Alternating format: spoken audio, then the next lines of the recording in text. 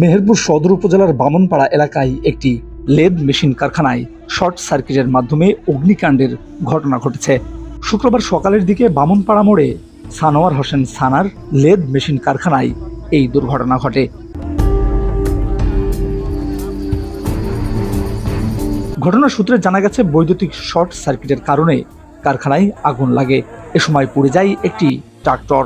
ঘটনা আঁচ করতে পেরে ফায়ার সার্ভিসকে খবর দিলে তাৎক্ষণিকভাবে মেহেরপুর ফায়ার সার্ভিসের একটি ইউনিট ঘটনাস্থলে পৌঁছে আগুন নিয়ন্ত্রণের কাজ শুরু করেন।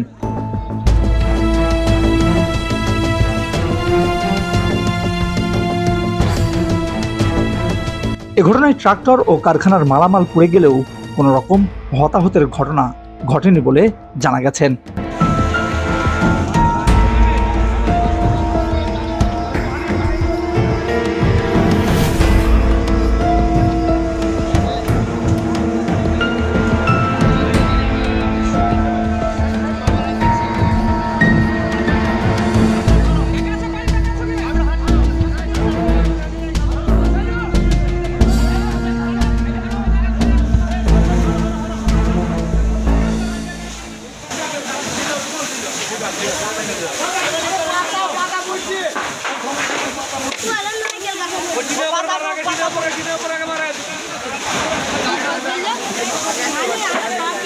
এই গাড়ি ধরছো